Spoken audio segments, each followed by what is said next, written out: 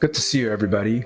Labor Day is around the corner. Let's talk about the architecture of work. As a platform and a backdrop to productivity, how has the design of the workplace intertwined with the recent history of labor? And can we ever clock out? In this episode, we'll explore the recent transformation of the architecture of work in the past decades. Not just how the office looks, but how architecture has disciplined, staged, concealed, and concocted the aesthetics of labor. From the invention of the punch card to the rise of the Zoom fatigue, we'll trace how the spatial logic of work has evolved and platform a question about the future of work. It's not personal, it's business, so they say. But work never ends. Not today. I'll break down the topic into 3 observations: the specifics of flexibility, the impersonal clock, and a post-digital oscillation. Let's start with Bürolandschaft, a word that literally translates to office landscape. Developed in Germany in the 1950s and 60s, this was an idea imagined to approach the workplace as a clear terrain, an open plan, no partitions, no separations. The floor becomes a flowing field of desks, chairs, and informal clusters. The office politics is the territorialization of furniture, patches of zones and social relationships, a field of human interactions. Although this was developed in the pursuit of an open, horizontal office structure towards a democratic and humane work environment, the line between transparency and surveillance became blurry. Without walls, without doors, management could see everything, and colleagues could even keep track of each other's productivity. The illusion of freedom becomes a new mechanism of control. In the United States, the dream of a higher quality of life at work transformed in an opposite direction. Herman Miller's action office system, designed in the 1960s to promote flexible, human-scale work environment, was quickly mobilized into the now iconic cubicles. A low-walled modular pen, replicable, stackable, uniform. You can now work at your own pace and spend the day with some degree of privacy.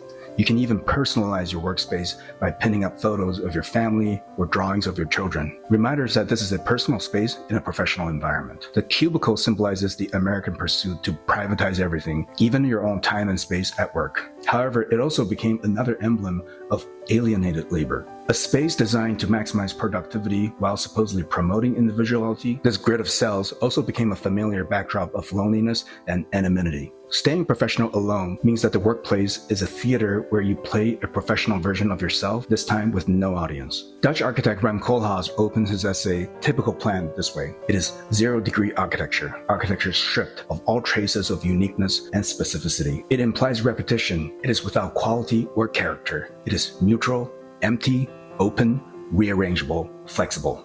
Flexible for business. You can only be in it, not sleep in it, not eat in it. You work in it. When looking at projects like O14 by Reizu Umemoto or The Wrapper by Errico and Moss Architects, an exoskeleton structural system allows the interior to be entirely column-free, making the typical plans unobstructed by potential obstacles. While on the topic of programmatic flexibility, we also have to talk about the net to gross ratio. In architecture and in real estate, this is a metric to measure the net usable or rentable areas over total gross area. In either the EN or BOMA systems of evaluating net to gross, the implication is that some spaces are more useful than others. Contemporary forms of flexibility is evolving once again. Tech companies are working on making work fun. Ping pong tables, snack bars, informal seating areas, by further blurring the line of being professional or unprofessional at the same time. But in doing so, eroding the separation between the personal and the impersonal. Frank Gehry's Facebook office or Google's Bayview campus by Bjarke Ingels Group and Heatherwick Studios are more recent examples of such environments. Or the hot desking culture of companies like WeWork once represented another form of flexibility where the workplace is permanently impermanent. The ongoing history of fine-tuning the specific features of flexibility is still unfolding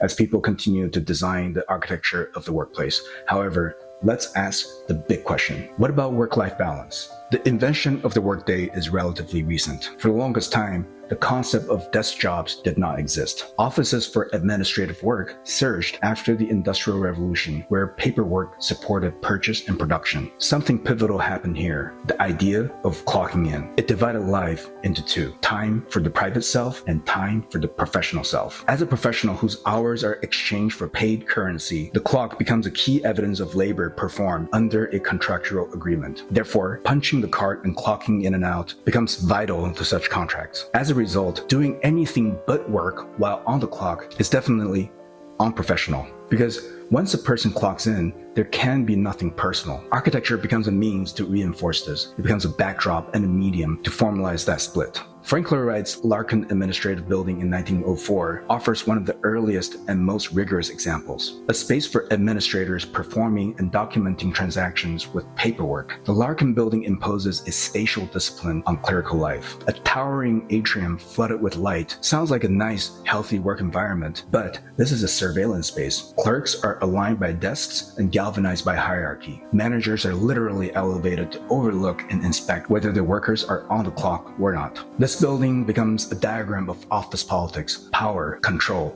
and other intra-workplace dynamics. Architecture itself becomes an instrument of supervision. As clerical life expanded, so did its need for space. In the early 20th century, American cities began stacking office floors, and these buildings became vertical. Towers became literal archives. Floors upon floors of insurance claims, legal memos, spreadsheets, contracts. It is a skyline of paperwork. Cassis Vernales, who famously analyzed One Wilshire in Los Angeles, talks about this idea of data being once processed by humans, but now digital. One Wilshire, originally designed as an office building by SOM in 1972, eventually became a global internet hub. A building now filled not with desks, but with servers, cables, and data routers, a workplace with no human brains. It represents the full abstraction of work. No more typing, no more talking, just information processed, accelerated. Might as well let robots do it, right? In this case, there is nobody here. No one can be unprofessional. But professionalism while on the clock is not just a protocol, it's a mood. It's what you can or cannot say to another colleague, what you should or should not wear while at work. It's the workshops, webinars, onboarding trainings. The sterility of corporate life while on the clock is reinforced by the architecture, the drop ceiling, the regular column grid, the steel, the glass, the polished concrete, the type of sobriety that reminds us form always follows function since everything must be rational. The sensibility of an impersonal space of work, at least during the height of modernism, was all around us. Because at work, since you clocked in, you don't get to be yourself.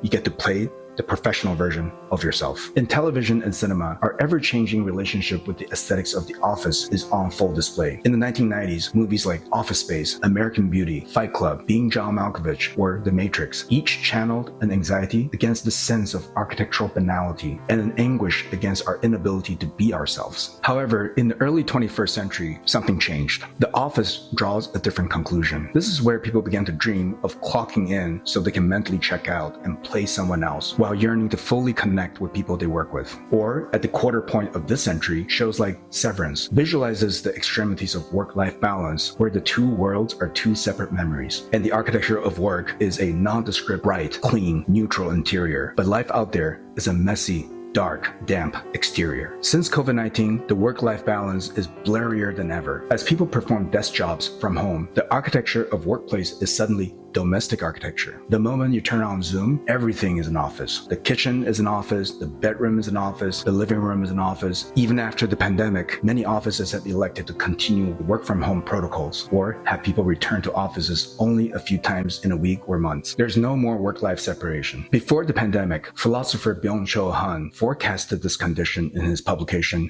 The Burnout Society. As we now live in a post-digital world, we are no longer clocking in or out, and therefore, by default, you're always on the clock at all times. Today, if you get an email on your smartphone at 3 a.m. or while you're on vacation, and if you go so far as glance at that email, you just worked. Whereas there was once a possibility to fully exit and physically separate your private self by leaving the office. In the post-digital era today, that line has disappeared. Since you can work from anywhere, including your home, you're always at work everywhere. There's no more start time, no more off button. Work is all around you. This contemporary struggle is beyond the duration of work, but a sense of purpose to the work. David Graeber's book, Bullshit Jobs, puts this into words. Millions of people feel their jobs exist just to keep the system running, and they no longer make sense. The cubicle becomes not just a container of work, but a container of spiritual erosion because people don't just not care about their jobs, they may struggle to even find a reason that their jobs exist in the first place. Nick Chernichek and Alex Williams' work, Fully Automated Luxury Communism, further explores this relationship with the idea of purpose. In their project, Chernichek and Williams hinge their discourse on the universal basic income as well as a full mobilization of robots doing mindless jobs instead of humans. They reinforce the idea that there is a separation between the labor of sustenance versus the labor of joy, and that we tend to always care about the labor of joy and not the other way around. Giving a damn is hard enough when the architecture is sterile, when people try to make work fun. It is now even harder because you live where you work and you don't know why you do it. In performance art, in Tuchinsh's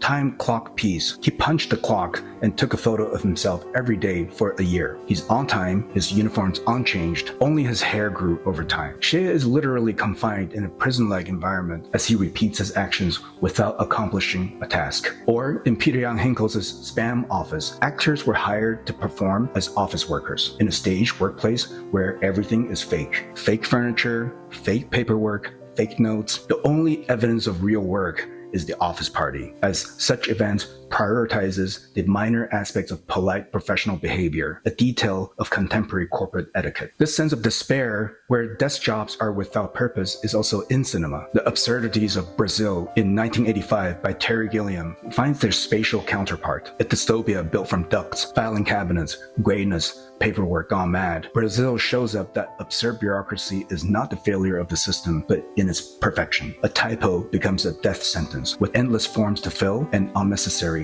redundancies. So, what is the architecture of work? Is the office dead as we continue to see a surge of vacancies in unrented commercial spaces? Are we living in a post-office world? I don't think so, because the idea of work is still evolving. While the atmosphere of work has changed over time, the next chapters will certainly further transform. So Ill, an architecture office based in New York City, which is an office we'll talk about soon, published a book titled Office of Good Intentions in 2022. They perform an even deeper dive into the architectural culture of the work environment.